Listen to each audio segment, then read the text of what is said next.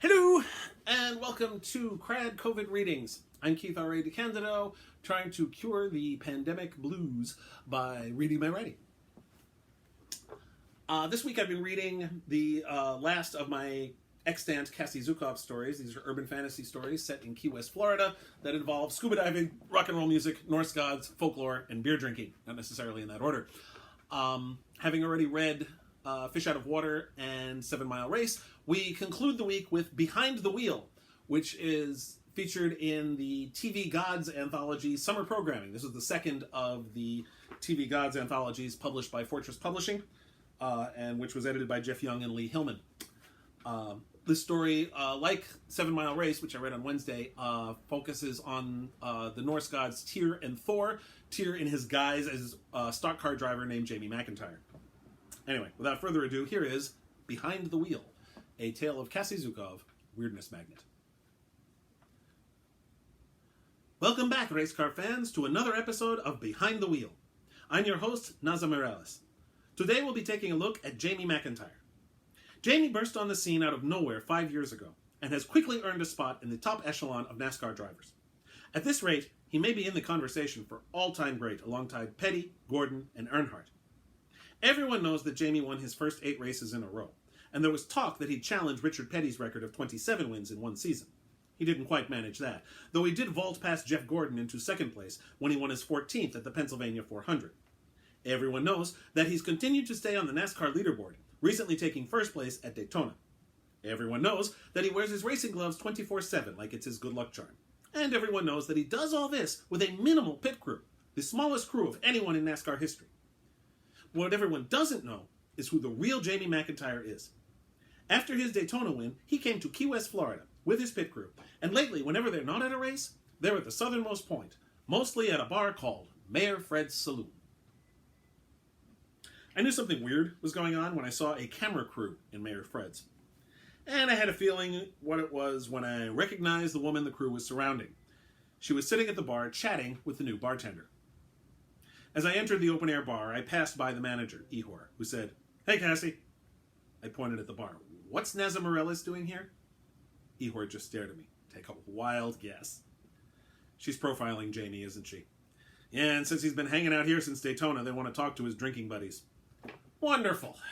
The word was out that Mayor Fred's was a NASCAR star's new favorite watering hole, which meant my favorite bar was becoming a Key West hotspot, which I gotta say was really annoying.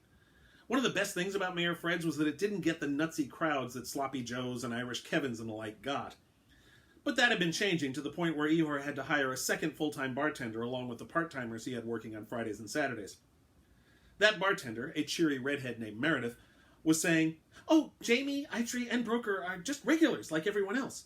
We don't treat them any different, which is probably why they keep coming back. But I've only been working here about a month, so I haven't really gotten to know them as well."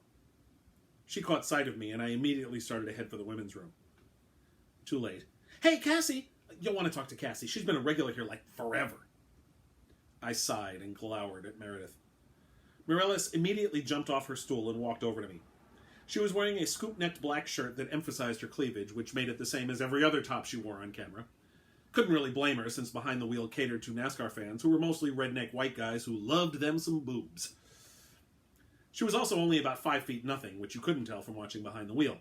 Since I'm almost 6 feet tall, this made for a hilarious visual as she put out her hand and said, "Hi, I'm Naza Morales. We're profiling Jamie McIntyre for Behind the Wheel. Would you mind sitting down with me for an interview?" My instinct was to say no. But it was mostly because I knew that once this aired, Mayor Fred's was going to become more popular and it was become impossible to even sit in here.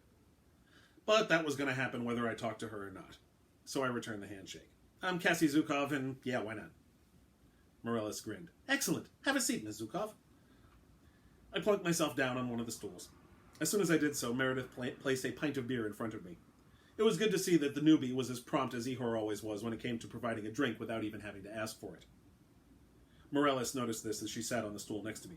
"You definitely are a regular. For almost 2 years now, yeah. First of all, what's your name, and what do you do for a living?" "I'm Cassie Zukav, and I'm a dive master at the Sea Clips Dive Shop on Stock Island, and I also work at the Botroff House Bed and Breakfast on Eaton Street here on Key West." Shaking her head, Morales said, "Everybody here has 2 jobs. Price of living in paradise," I said with a shrug. You said you've been a regular here 2 years? Is that how long you've lived in Key West? I nodded. I'm from San Diego originally. After I finished school, I road tripped across the bottom of the country. I was planning to do a 2-week vacation here and then turn around and head home. Still haven't gotten around to the second part yet. She chuckled. So you met Jamie here? I nodded and sipped the beer. It was after this year's Daytona. Itri and Broker came down first, and then Jamie, and they kept coming back. What do you think brought them here in particular? For a second, I hesitated. There were, of course, several very good reasons why they came here and why they kept coming back, but it wasn't the kind of thing that should really go on a nationally televised profile of a stock car driver. Then I decided, what the hell. It's Key West. Crazy is what we do here. I'm living proof of that. I pointed to the ficus tree that was at the center of the bar. See that tree? That was Key West's hanging tree in the 19th century, and then later they built this bar around it. The tree stayed intact this whole while, and the reason for that is that it's also a root of Yggdrasil. Morellis's studiously perky face fell. Of what? Yggdrasil. It's the world tree. See, Yggdrasil links the 9 worlds together. You can read up on it in Norse myth, or just watch the Marvel movies, I guess. Anyhow, Jamie McIntyre isn't his only name. He also goes by Tyr, one of the Norse gods.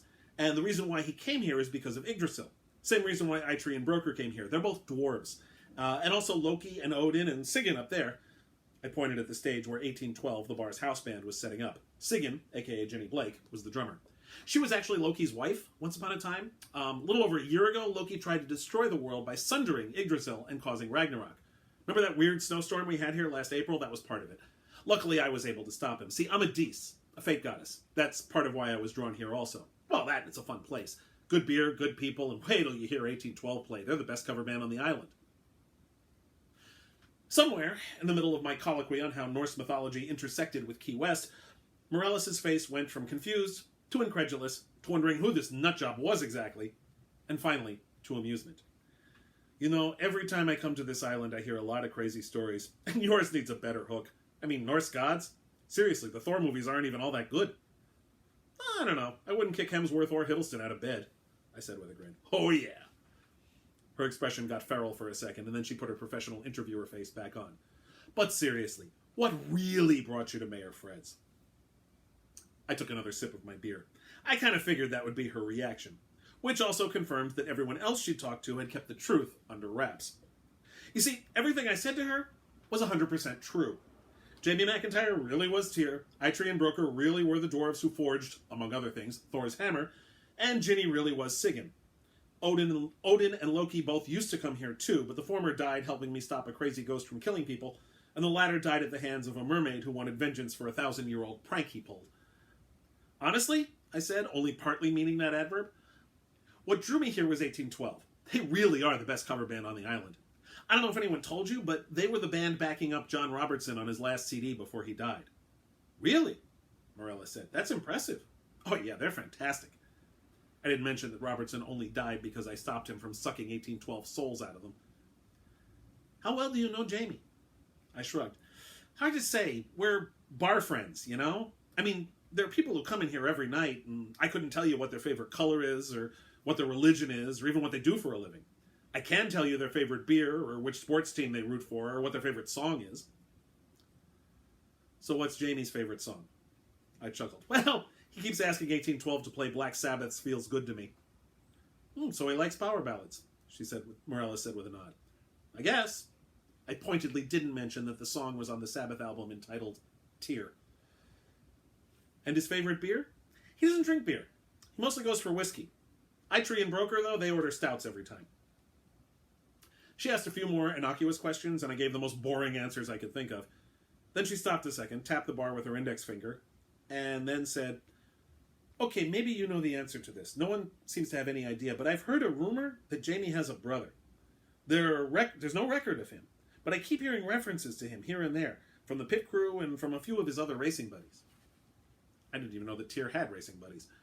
I also was now really glad that I never mentioned Thor when I was telling Morellis the truth she didn't believe. Because if she was having trouble with Tyr, Sigyn, Loki, and Odin, the reality of Thor didn't bear talking about. And the idea of her meeting Thor didn't bear thinking about. Especially with her showing off all the cleavage. No brother that I know of. Bar friends, you know. I couldn't tell you who the only children are and who has siblings. People here only know I have a twin brother because he visited last Thanksgiving. Huh, okay. Then Larry came out of the men's room and stared dolefully at Morellis and me. You're still here, he said. Yes, and I still want to talk to you. Forget it, Larry said, and he veered off toward the pool table. What is it with him? Everyone else is jumping at the chance to talk about Jamie. No, they're jumping at the chance to be on TV, I said with a smirk. But Larry's kinda special. Let me guess, he's a Norse god too? I grinned. No, an immortal, thanks to a love affair he had with a water elemental. Morellis rolled her eyes. You people and your scary stories. Last time I was down here, I took a ghost tour, saw that creepy doll at the museum, heard about all kinds of crazy stuff. Is it something in the air here, or what? Those ghost tours are weak. They don't even mention the ghost in the Botroff house. You know I'm not going to be using any of this crazy stuff, right? I grinned. I know, I just like seeing all the funny facial expressions you make. I'm not going to use those either. But she also laughed when she said it.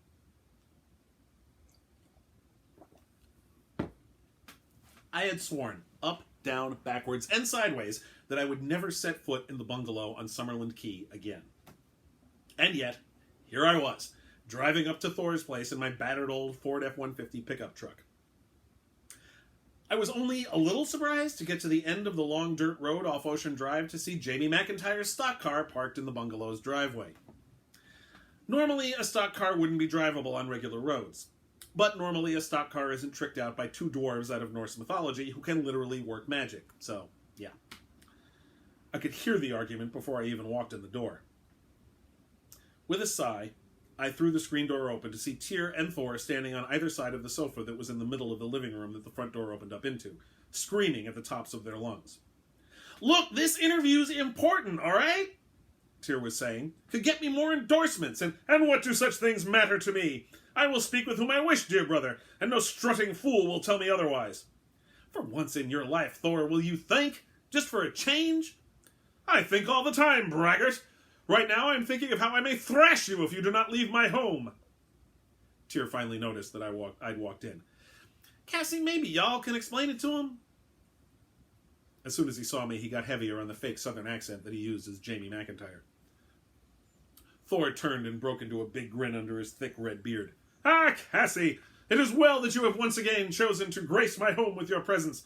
Let me toss my imbecile brother out on his ear and we may converse in private. No point, Thor, because I'm here to talk about the same subject. Thank you, Tyr said. Look, Thor, I said, moving into the living room and standing between them, which was probably not the smartest thing I ever did. You can't go telling Naza Morellis that you're the god of thunder and that your brother here is Tyr. Why not?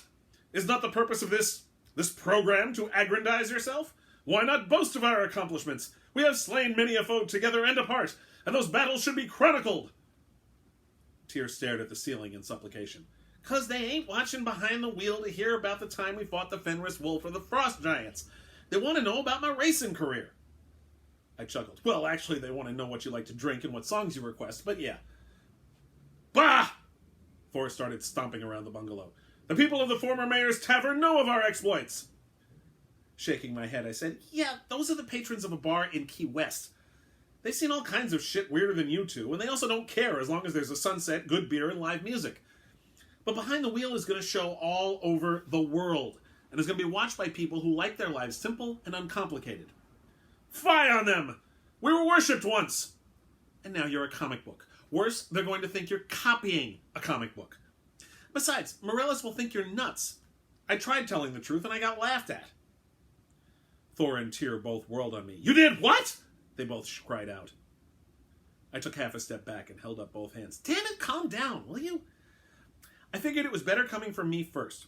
Worst case, I was some crazy in the bar. But Morellis just laughed it off and asked for the real story. Bah! Thor said again, and he turned away from me and wandered toward the galley kitchen that was in the back of the living room. Just because you were not believed. Hey, fate got us, remember? I know from truth, and I can see through artifice, and I'm telling you, they won't buy any of the Norse god stuff. And even if they do, Tyr added, I don't want you talking about the good old days. Last thing I want is people knowing about my hand. I stared at Tyr's hands. One of the weird things about Jamie McIntyre was that he never took his racing gloves off. But that's because a long time ago, Tyr stuck his right hand in the Fenris wolf's mouth, and the wolf bit it off. Thanks to Itri and Broker, he had a fancy-schmancy prosthetic, but he didn't want the general public to know that. Nonsense! Thor bellowed as he went to the fridge to pull out a beer. Your exploits should be told far and wide! In Mayor Fred's? Sure, I said. Then it's a crazy story in a bar, just like all the other crazy stories you hear on the island. But you put it on TV, and people start thinking we're all nuts or something. Tyr walked over to his brother and put a hand on his shoulder. Please, Thor, I'm begging you. As a favor to me, just stay away from Mayor Fred's until the crew's gone. And what possible reason do I have to do favors for you, brother? Thor asked with a sneer. Then do it for me, I put in quickly before they started shouting at each other again. Trust me, it will end really badly if you start talking about brave exploits and slaying dragons and how big your hammer gets to this woman. Thor almost dropped his beer. Wait! This inquiry is being held by a member of the fairer sex? I put my head in my hands. This is exactly what I was afraid of. Is she perhaps a comely wench? Ugly as sin. Tyr looked like he'd eaten a lemon. Thor grinned. Ah, she is very lovely then. Now the truth comes out. You wish to steal her from my bed. She isn't in your bed, dumbass, which puts her in company with all sensible women. Including me, I didn't bother to add. Thor had tried to seduce me once. That was the first time I came to this bungalow. Fine, do whatever you want, but I guarantee that if you talk like you usually do, she won't go to bed with you. She will have you committed. Tyr snorted. Wouldn't be the first time. Remember that time in New York on Roosevelt Island? Odds blood! Thor cried and threw his beer glass against a far wall. It shattered, tossing beer and bits of glass all over the wall and linoleum floor. I was glad I didn't have to clean up after him, let me tell you. Very well, Cassie. In deference to the services you have performed as one of the Disir, I will accede and avoid the tavern for the nonce. I breathed a sigh of relief. Thank you. I'll be going then, Tyr said. Thanks, Cassie. Grinning widely, Thor said, Since I am granting you this boon, Cassie, might you remain a bit and allow me to grant you another? And then he waggled his eyebrows, something I'd never seen anyone do in real life before. One boon's plenty. Thanks. I hightailed it out right behind Tyr. I walked into Mayor Fred's bracing myself for another onslaught of camera crews, but there was no sign of Nazza Morellis or her crew. Or of Tyr, Itri, and Broker, for that matter. Larry was nursing a Coke in his usual spot at the bar, wisps of white hair sticking out from under his raised ball cap. Larry's immortality was contingent on staying awake, and so he was always drinking something caffeinated. What's the word, Cassie? He asked when I sat on the stool next to him, just like he always did. And as always, I came up with a word. Surprise! I figured the TV folks would be back. Not anymore, thank goodness. Once Thor came in... I felt the color drain from my face. What? Larry turned and blinked at me. Yeah, Thor came in, made a beeline for the TV girl, and turned on the charm. I winced. Oh, shit. He flirted with her? Well, what passes for flirting in that old duffer's gray matter anyhow. They chatted over by the pool table, and then they took a powder. Together. Larry nodded. Damn.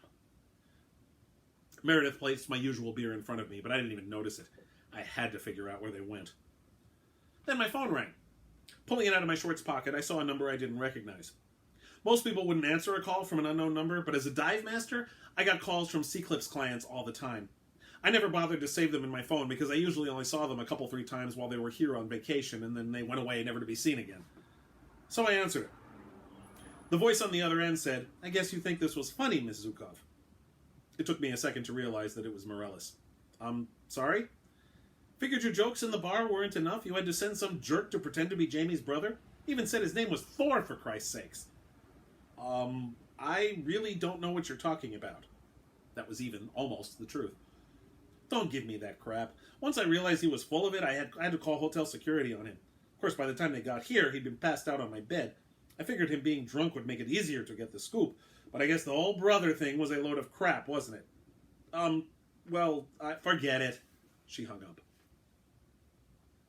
I stared at the phone for a second, and then laughed. Larry just stared at me. What's tickling your funny bone? I grabbed the beer Meredith had brought me and took a big sip. It's too much to explain. Let's just say I'm not worried anymore. Didn't realize you were worried. Later that night, after 1812 finished their second set, Tyr came into the bar. Nobody made a fuss about it. Meredith had told Morellis the truth about that as far as the regulars and Mayor Fred were concerned. He was just another customer, and the tourists generally kept their gaping to a minimum. as he headed straight for the table by the ficus, which I'd grabbed after the first set when the tourists who'd been sitting there left. "I should have known you'd have it all in hand, Cassie," he said as he sat down uninvited. "I don't know what you're talking about," I said, grabbing my beer to take a sip. "I mean, Thor. Should have known you told the TV lady the truth so she'd think it was just a joke. Then she didn't even take Thor seriously. It was perfect." Sure. I hadn't planned it that way, but whatever. Let him think I used my fate goddess mojo. She called me up earlier to get him out of the hotel parking lot. She had him up to her room at the Hyatt up on front. My brother probably thought he was going to get lucky, but she just wanted to grill him. After he passed out, she had security toss him, but he was just snoring in the driveway till I came to grab him. Got him back to the bungalow to sleep it off. "Good," I said, though I would have been perfectly okay with him snoozing in the Hyatt parking lot all night. "And she's heading out in the AM. She said there wasn't nothing interesting down here in Key West. So, looks like you ain't going to be on TV." "I'll live. This place has gotten too crowded as it is." Tyr chuckled, and I raised my glass to him. It doesn't look like anyone will ever know the real story of Jamie McIntyre. Everyone has a different tale to tell, and they don't all add up right. But maybe it doesn't matter if he wears his racing gloves all the time because it's an affectation, or a good luck charm, or a case of psoriasis he doesn't want the general public to know about. Maybe it doesn't matter if he has a long-lost brother or not. And maybe it doesn't matter why he spends so much time in an out-of-the-way bar in Key West. What matters is that he's one of the NASCAR greats, and we get to see him in action. For Behind the Wheel, I'm Naza Mireles. See you at the raceway. Stories available in TV God summer programming, which also has stories by a whole bunch of cool people. Hildy Silverman, Russ Colchamiro, Michael Jan Friedman, Ian Randall Strock, Robert Greenberger. Both editors have stories in here as well. Aaron Rosenberg, and a whole bunch of other people. Very cool stuff. You can get it from Fortress Publishing. And again, it'll be in my next Cassie Zukav collection as soon as I finish it. Check me out online at DeCandido.net. Read my blog at DeCandido.wordpress.com. You can support me on Patreon.com/KRAD. And please, stay safe. Thank you.